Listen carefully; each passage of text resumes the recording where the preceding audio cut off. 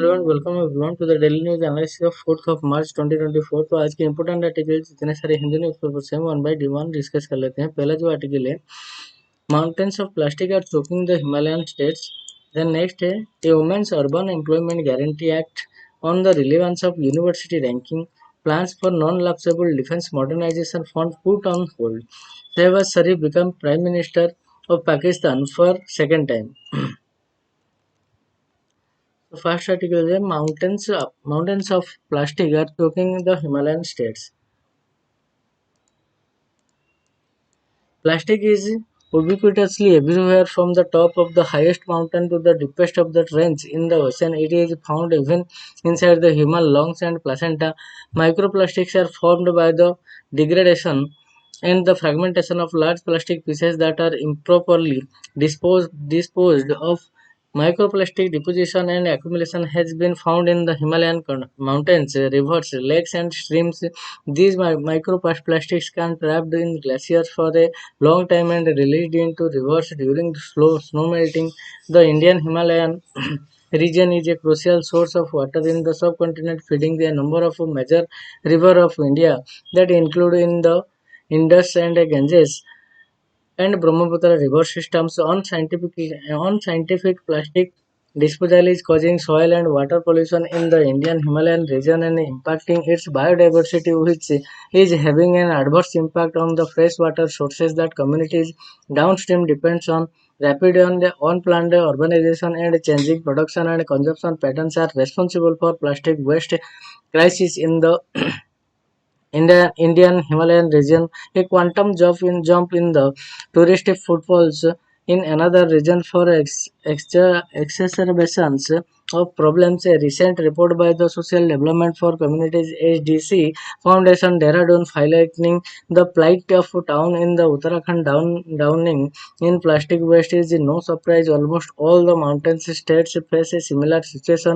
Recently, the National Green Tribunal issued notices to the Ministry of Environment, Forest and Climate Change, the Central Pollution Control Board (CPCB), the Himachal Pradesh State Pollution Control Board, and the Deputy Commissioner Lahore and Spiti, and the Panchayat of Koksar in Himachal Pradesh on waste dumping in eco-sensitive areas by tourists and commercial establishment in Assam at the Ramsar sites of Dipper Bill, greater urgent strokes have been feasting on the plastic waste in the landfill instead of fish from the wetland in Manipur. Growing pollution in rivers that include the Nambol has been widely reported. The Himalayan cleanup 2018 to 2021 that was conducted by the Integrated Mountain Initiative with Zero Waste Himalayas.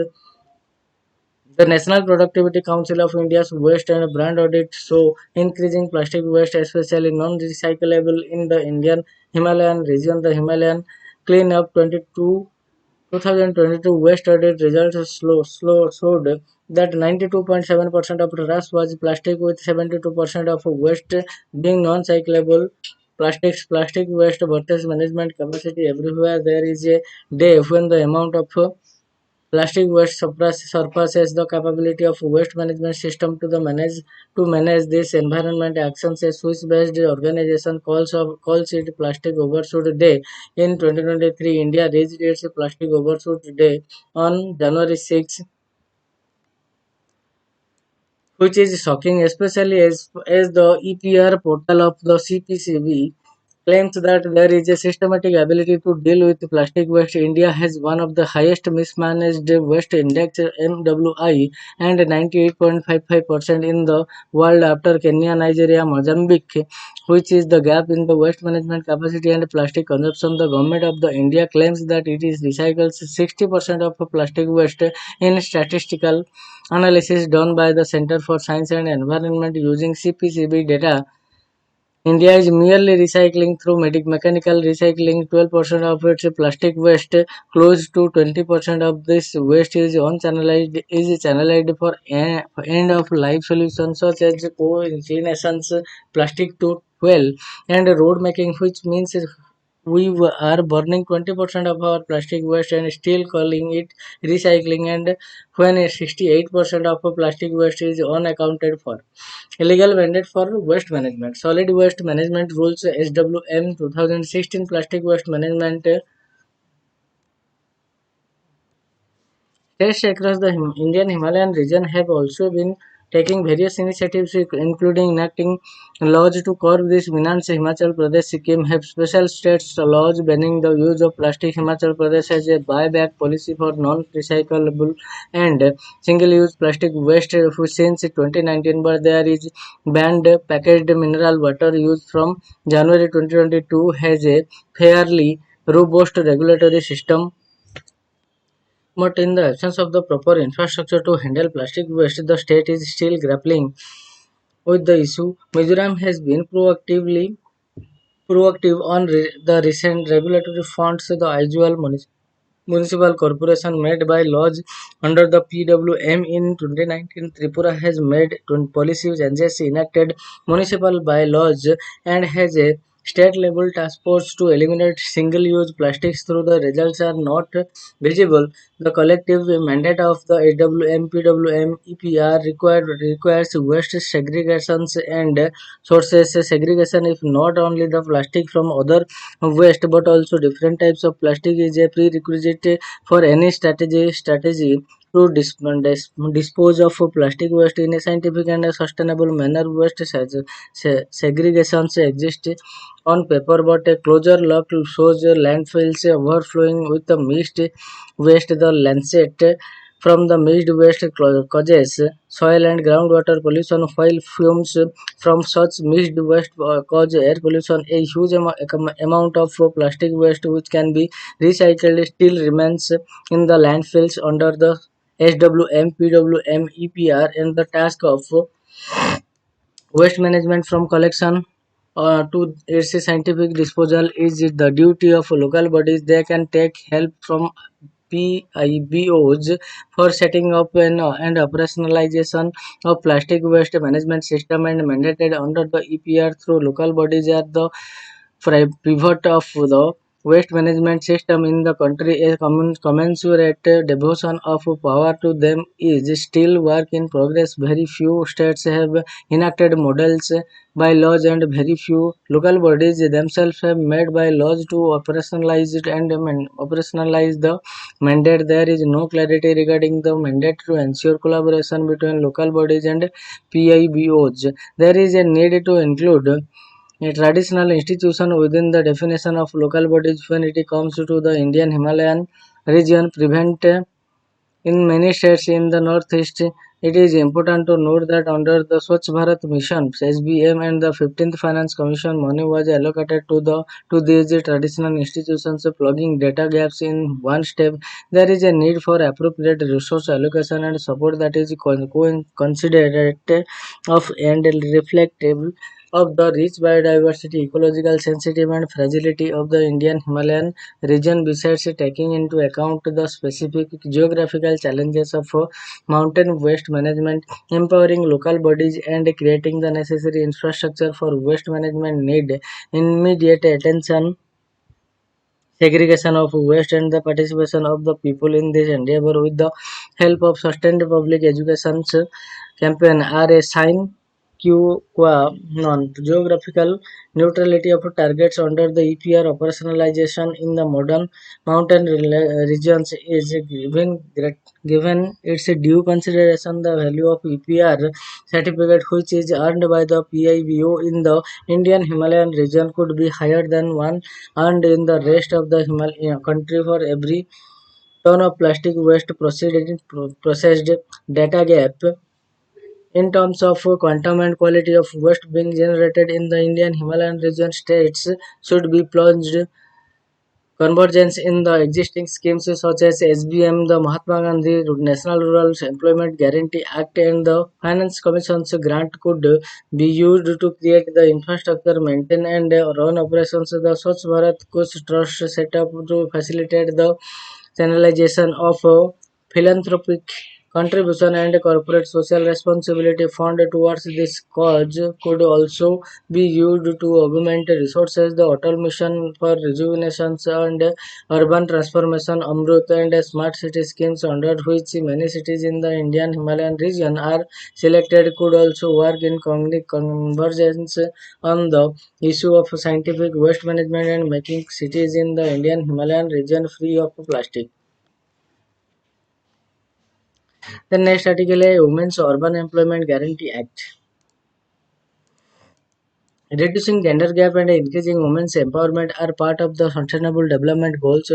Notwithstanding ethical and constitutional imperatives, there is also evidence suggesting that increasing women's employment rate can be an engine for economic growth. Unmet demand, despite functioning at a fraction of its intended capacity. The Mahatma Gandhi National Rural Employment Guarantee Act (MGNREGA) has been pivotal in providing financial autonomy to women in rural areas. More than half the MGNREGA workforce are women. However, urban realities are different. Social norms, lack of safety, and hostile transportation options are some of the factors inhibiting urban women to enter the workforce. The periodic labor force survey pegs women's employment rate in the urban areas at 22.9% in the last quarter of 2023.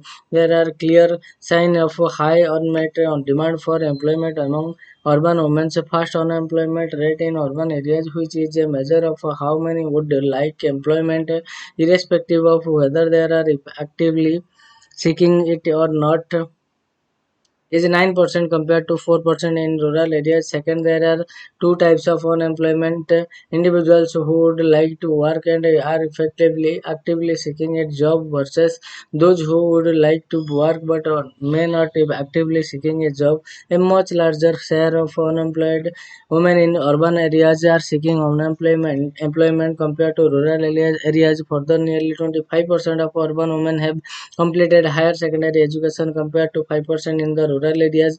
The low urban employment rates among women also points to wastage of much potential to address overall urban employment. Some states have the urban employment program. While these are not restricted to women, early evidence suggests a higher participation rate for women. Building on this and other ideas such as decentralized urban employment and training scheme by the Jin Reja, we propose a National Women Urban Employment Guarantee Act. We envision a WUEGA that where women from at least 50%, ideally and 100% of the program management staffs involving women and local communities can also potentially strengthen the constitutional mandate of the decentralization. Each worksite would have essential worksite facility including child care facilities. Work must be available within a 5 kilometer radius from public transportation must be free for women. A detailed list of public possible urban works such as plantation and harvesting rates on floating wetlands already exist. These should be supplemented based on the local needs and wider consultation incentives such as automatic inclusion in welfare boards can be created. These could act as agencies to provide maternity entitlements, pensions, and serve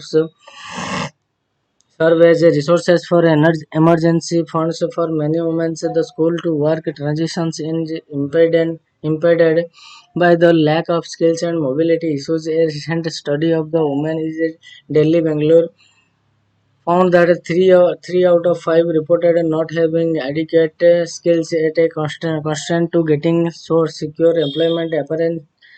Apprenticeship for women college students from the different discipline could be done. This could become a channel for women with higher degree to join as program functionaries. This could also act as a stimulus for younger women to take up technical courses. Women who have completed class 10th could be eligible to run information facilitation centers at each urban local body with computer training facilities such as such centers can be empowered through regular capacity building initiatives to compensate for the gaps in skills given the low level of apprentice intake in India. Apprenticeship embedded within an urban employment guarantee for women can neatly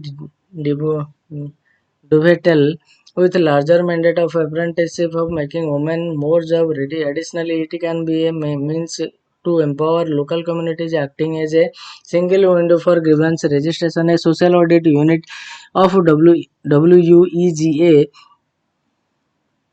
with at least 50% women staff can be conceived for independent monitoring for program.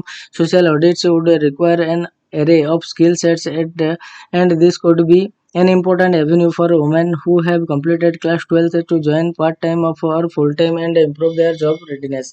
Women-led initiatives. There is precedence of such initiatives in Karnataka. For instance, women handle end-to-end waste management in Gram Panchayat and of selected district, including collection and driving the such vehicle. Not only have an initiative been a success, it has also enabled several women to acquire driving licenses. As per the PLFS's estimate of number of women in urban areas in the age group of 15 to 59 who are out of the workforce is at 10.18 crore.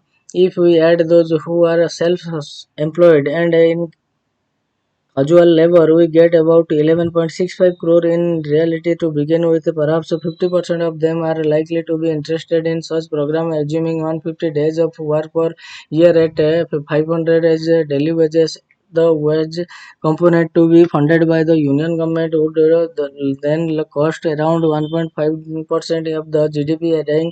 Adding material and administrative cost to this is likely to make it around 2%. Such a scheme has to be rolled out in a phased manner with periodic assessment on uptake and nature of the self of work. This is also likely to smoothen the cost depending on its positive and challenges. This can pave the way for an urban employment program for all, not just women. The benefits of this fact far outweigh fiscal conservativeness. It is also time to move from income as insurance to assurance of income, especially for women.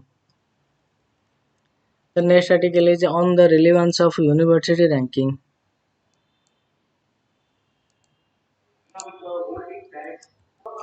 So friends, this is all for today and we will meet from tomorrow onwards with news articles which are relevant from UPSC perspectives. So till then keep studying. Have a nice day and thank you a lot.